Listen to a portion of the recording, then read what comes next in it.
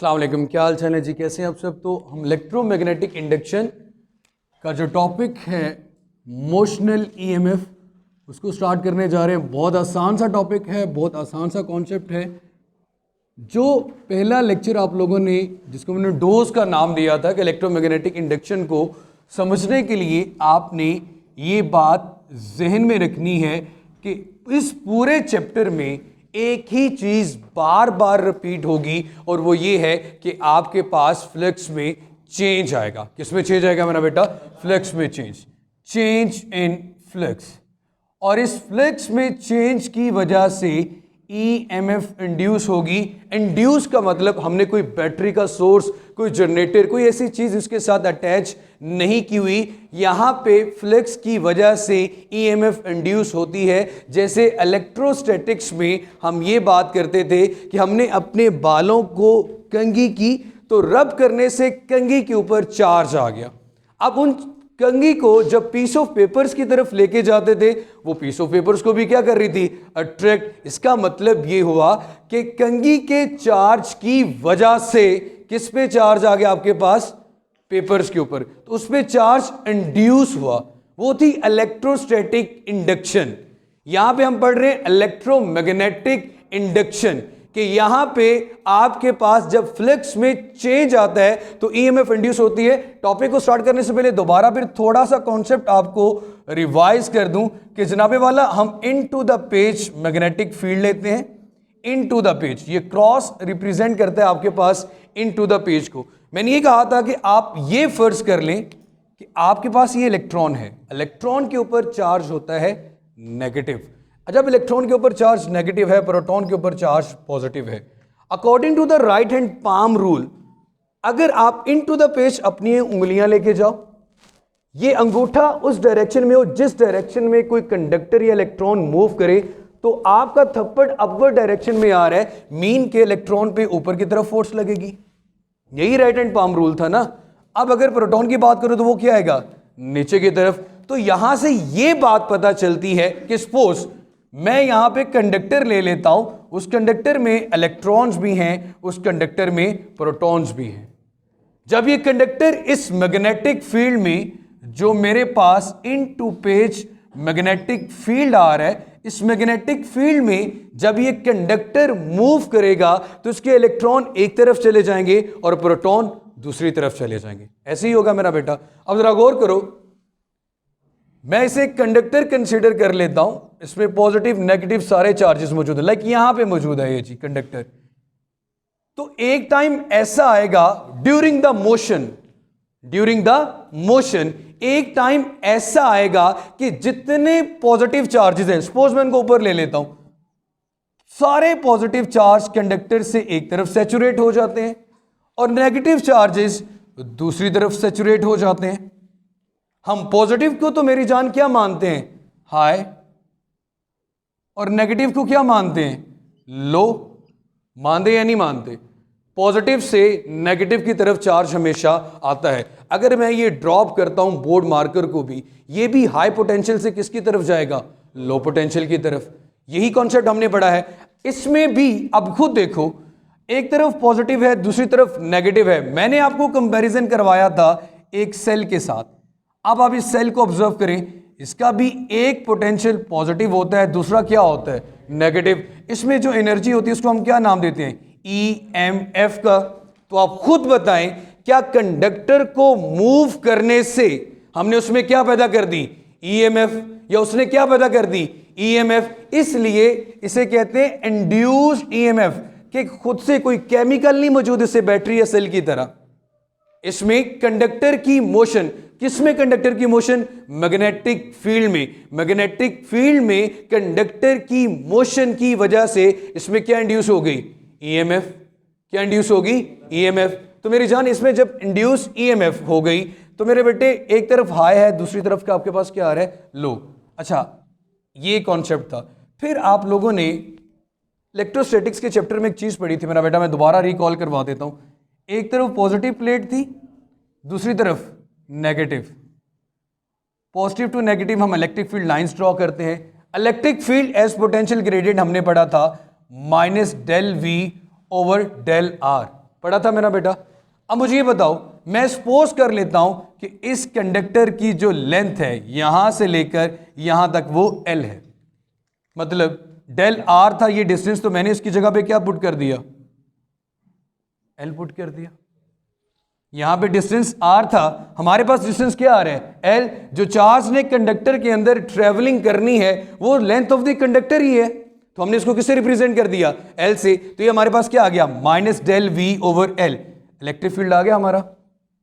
इसके ऊपर मैंने लगा दिया स्टार। अब मेरे बच्चे, मेरे टॉपिक का नाम था मोशनल EMF। अब आप सबको इसके नाम से इतना पता चल जाना चाहिए, what is the meaning of motional.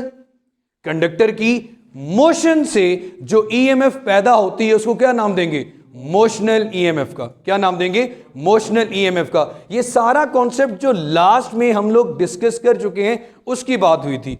अब अगर आप सिर्फ इतनी सी बात भी जहन में रखें तो अभी वाला टॉपिक आप ये समझें कि आप 90% कर चुके हैं। मैं अगर इसकी डेफिनेशन लिखूं मेरा बेटा, EMF induced in a conductor, एक कंडक्टर में जो EMF पैदा होती है किसकी वजह से, इसकी मोशन की वजह से। कहां पे इसने मूव किया, मैग्नेटिक फील्ड में। कहां पे इसने मूव किया, मैग्नेटिक फील्ड में। तो डेफिनेशन मेरी जान मैं यहां पे लिखता हूं,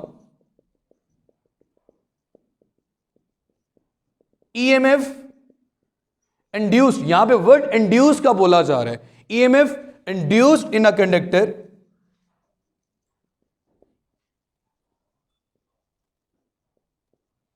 due to its motion, EMF induced in a conductor due to its motion and magnetic field, in magnetic field, उस इंड्यूस EMF को हम क्या नाम देते हैं मेरा बेटा, मोशनल EMF। आपकी बुक के अंदर दो डेफिनेशन और भी लिखी हुई हैं, स्टैटिक EMF और डायनामिक EMF। ऐसा फिनोमेना जिसमें कंडक्टर रेस्ट पे हो लेकिन मैग्नेट उसके अराउंड मूव कर रहा हो, तो तब भी क्या चेंज होगा मेरा बेटा, फ्लक्स, तब भी क्या इंड्यूस होगी, EMF। तो उसे कहते हैं स्टैटिक। जिसमें कंडक्टर मोशन में हो उससे डायनामिक EMF या फिर क्या नाम देते हैं, मोशनल EMF का। डायनामिक EMF का नाम देते हैं या फिर क्या नाम देते हैं, मोशनल EMF का। अब मेरे बच्चे, EMF induced in a conductor, हमने इस फार्मूला में या यहां पे प्रूव ये करना है कि मेरे पास जो मोशनल EMF आती है वो इक्वल आ रही है माइनस VBL साइन थीटा। मैंने क्या प्रूव करना है कि मोशनल EMF किसके इक्वल आ रही है, E किसको रिप्रेजेंट करता है मेरा बेटा, EMF को। V वो वेलोसिटी जिससे कंडक्टर मैग्नेटिक फील्ड में मूव कर रहा है, B हमारा मैग्नेटिक फील्ड है, L हमारा लेंथ ऑफ द कंडक्टर है, और थीटा वो एंगल है जिस एंगल से आपका कंडक्टर मैग्नेटिक फील्ड में एंटर्ड होता है, जिस एंगल से आपका कंडक्टर मैग्नेटिक फील्ड में एंटर्ड होता है। अब मेरी जान, मैं इसकी डेरिवेशन की तरफ आता हूं। आप सारा काम डायग्राम वाला पढ़ चुके हैं, ये डायग्राम वैसे की वैसे ही बनेगी। बस इतनी सी बात मुझे बता दो, एक सेल आपके रिमोट से बाहर पड़ा हुआ है, क्या आप उससे करंट ले रहे हैं, या आप करंट देगा आपको, नहीं। करंट कब देगा, जब आप उसको रिमोट के अंदर डालो, या फिर एक तरफ से पॉजिटिव टर्मिनल दूसरी तरफ से नेगेटिव को आपस में कनेक्ट कर दो। करंट को अपने बहाव के लिए पाथ का कंप्लीट होना जरूरी है। अगर मैं इस पॉजिटिव और नेगेटिव चार्ज को यहां पे फ्लो करना चाहूंगा तो डेफिनेटली मुझे इसको एक वायर के साथ कनेक्ट करना पड़ेगा, तभी जाके चार्ज किससे जाएगा, पॉजिटिव टू नेगेटिव। अच्छा, मेरा एक छोटा सा मुसलमाना क्वेश्चन ये भी कि अगर मैं कंडक्टर को मूव ना करूं तो ना तो चार्ज के ऊपर की तरफ फोर्स लगेगी और ना ही चार्ज पे नीचे की तरफ फोर्स लगेगी, चार्ज में किसी किस्म की कोई EMF पैदा नहीं होगी। टोटल चार्ज इसका क्या होगा, जीरो, और ये क्या होगा, न्यूट्रल। जस्ट लाइक मेरे पास कोई भी, ये घड़ी है, घड़ी भी मेटल है, इसमें तो किसी किस्म का कोई करंट नहीं है, मैं हाथ भी लगा रहा हूँ क्योंकि इसका टोटल चार्ज क्या है, जीरो, और ना ही किसी मैग्नेटिक फील्ड में मूव कर रही है। इसी तरह मेरे बच्चे, अब यहां पे आ जाए, ड्यूरिंग द मोशन ऑलरेडी आपने कंडक्टर को किस में रखा हुआ है, मैग्नेटिक फील्ड में। मतलब कंडक्टर पे कौन सी फोर्स लग रही है, मैग्नेटिक फोर्स। मोशन की वजह से आपने उसके अंदर कौन सी फोर्स पैदा कर दी, इलेक्ट्रिक फोर्स भी पैदा कर दी या नहीं पैदा कर दी। जब एक तरफ पॉजिटिव होगा दूसरी तरफ नेगेटिव होगा तो इलेक्ट्रिक फोर्स भी आ गई। उससे पहले कौन सी फोर्स मौजूद थी, मैग्नेटिक फोर्स। एक टाइम ऐसा आएगा जब पॉजिटिव सारे ऊपर होंगे, नेगेटिव सारे नीचे होंगे।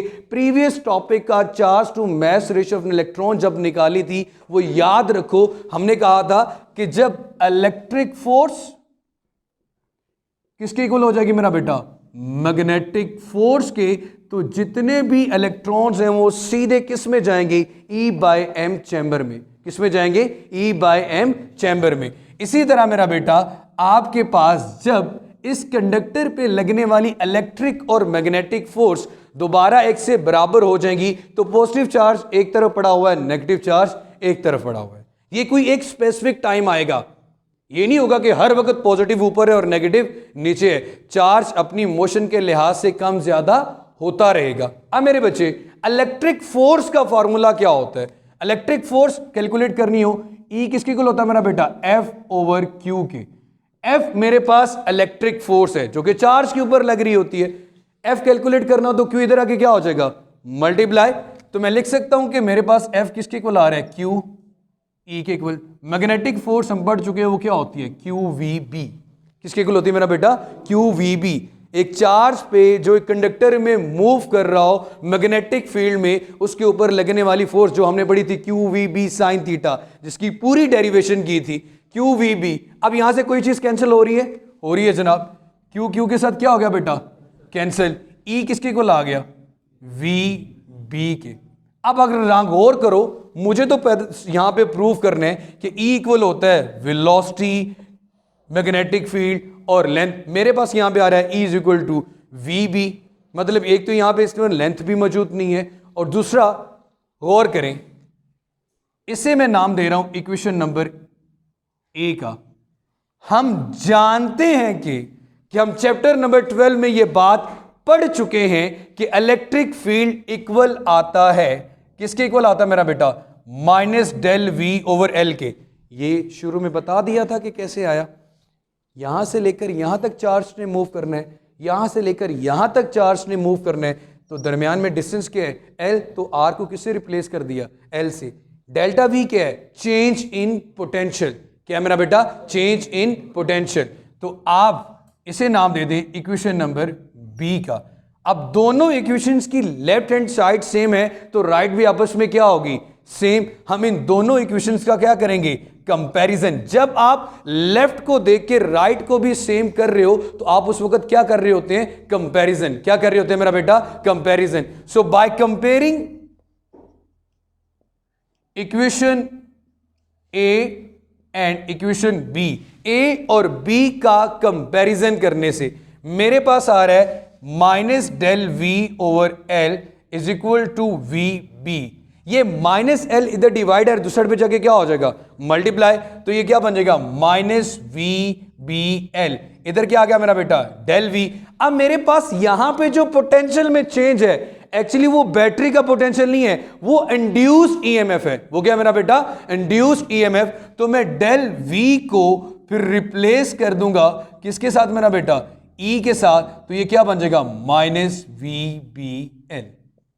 आ गई हमारे पास मेरा बेटा जो चीज चाहिए थी। लेकिन एक चीज अभी भी मिसिंग है कि आपने यहां पे cos थीटा क्यों इस्तेमाल नहीं किया, आपने यहां पे sin थीटा का इस्तेमाल किया हुआ है। तो sin थीटा इस्तेमाल करने की रीजन क्या है हमारे पास? पहली बात तो ये मेरा बेटा, एक्सपेरिमेंट्स ने ये साबित किया कि अगर आप एक कंडक्टर को मैग्नेटिक फील्ड में परपेंडिकुलर एंटर्ड करते हैं, तो इस पे जो फोर्स लगती है वो क्या होती है मेरा बेटा, मैक्सिमम फोर्स लगती है, मैक्सिमम मूव करता है, ईएमएफ भी मैक्सिमम होगी। लेकिन अगर आप इसी कंडक्टर को पैरेलल एंटर्ड करते हो तो इस पे मैग्नेटिक फील्ड का कोई असर नहीं होता, कोई फोर्स नहीं लगती। जब ये मूव ही नहीं करेगा तो ईएमएफ भी पैदा नहीं होगी। अब अगेन वही बात कि अगर आंसर 90 पे मैक्सिमम आ रहा हो तो साइन यूज करते हैं, और अगर आंसर कॉस पे मैक्सिमम 0 पे मैक्सिमम आ रहा हो तो कॉस यूज करते हैं, क्योंकि कॉस 0 1 होता है और साइन 91 होता है। और ट्रिग्नोमेट्रिक फंक्शन साइन 90 पे जो उसकी मैक्सिमम वैल्यू होती है वो क्या होती है मेरा बेटा, 1। तो इसके लिए मैं लिख सकता हूं यहां पे थीटा, मैंने लिख लिया यहां पे साइन थीटा। अब इसकी रीजन आपने लिखनी, because when conductor is moved perpendicular to the magnetic field, perpendicular to the magnetic field, तो EMF मैक्सिमम होगी या मिनिमम होगी? डेफिनेटली मैक्सिमम होगी, क्योंकि जब मैं साइन 90 पुट करूंगा तो आंसर मेरे पास मेरा बेटा क्या आएगा? मैक्सिमम। यहां पे कर लेते हैं E is equal to minus V B L sine 90। Sine 90 क्या होता है? 1, तो आंसर क्या आ गया? Minus V B L. और अगर एंगल 0 होता तो साइन 0 भी 0, तो ईएमएफ भी क्या हो गई? 0। ईएमएफ भी क्या हो गई? 0। तो ये था मेरा बेटा हमारा टॉपिक मोशनल ईएमएफ का। अगेन इसमें जो एक बात अभी भी अनडिफाइंड है वो ये है जनाबे वाला, why we are taking the negative sign. हमने यहां पे माइनस क्यों लिया? इस माइनस का जवाब हमें देगा इसके बाद हम definitely Faraday law of electromagnetic induction पढ़ेंगे, उसमें भी नेगेटिव साइन आएगा। और फिर नेगेटिव साइन का आंसर देंगे लेंजिस लॉ। कौन सा लॉ देगा मेरा बेटा? लेंजिस साइंटिस्ट थे जिन्होंने इस माइनस का आंसर दिया था। इस माइनस का आंसर सिर्फ इतना सा है कि जब आप चाहते हैं फ्लक्स इंक्रीज हो, जब आप चाहते हैं फ्लक्स इंक्रीज हो, तो कंडक्टर में जो ईएमएफ पैदा होती है उसकी कोशिश होती है, या करंट पैदा होता है, करंट जो पैदा होता है आपके पास कंडक्टर के अंदर, जब आप चाहते हैं फ्लक्स इंक्रीज हो वो चाहेगा डिक्रीज हो, जब आप चाहेंगे डिक्रीज हो वो चाहेगा इंक्रीज हो। तो इस ऑपोजिशन को रिप्रेजेंट करने के लिए साइन क्या लिया जाता है? नेगेटिव का। फिलहाल इतनी सी बात समझ में आ गई मेरा बेटा। अब मैं इतनी सी बात को रिलेट करता हूं। जनरेटर के अंदर आपने देखा कॉइल को हम शाफ्ट से मूव कर रहे होते हैं, एक कॉइल मूव कर रही होती है। कॉइल किस में बड़ी होती है? मैग्नेटिक फील्ड में। तो इसमें क्या इंड्यूस हो रही है फिर? ईएमएफ। क्या इंड्यूस हो रही है? ईएमएफ। क्लियर होगी बेटा ये बात? जब परपेंडिकुलर टू द फील्ड पड़ी होगी तो मैक्सिमम ईएमएफ पैदा करेगी, जब पैरेलल होगी तो किसी किस्म की ईएमएफ पैदा नहीं होगी। अब आपने देखा होगा कॉइल इस तरह रोटेट करती है, कभी पैरेलल कभी परपेंडिकुलर। इसी तरह मेरा पुत्र कभी करंट ज्यादा होता है कभी करंट कम होता है, उसे ऑल्टरनेटिंग करंट कहते हैं। क्या कहते हैं? ऑल्टरनेटिंग करंट, जिसकी वैल्यू कभी कम हो कभी ज्यादा हो। इसी चैप्टर में इंशाल्लाह पढ़ेंगे एसी जनरेटर। तो उसके बाद अगेन नेक्स्ट टॉपिक में, और अगेन आपका कोई क्वेश्चन हो जो कि यूट्यूब पे लेक्चर्स देख रहे हैं तो अगेन आप क्वेश्चंस पुट अप कर सकते हैं। और अभी तक अगर आपने चैनल सब्सक्राइब नहीं किया हो तो MM नज़ीर चैनल को भी सब्सक्राइब कर लें। अल्लाह हाफिज़।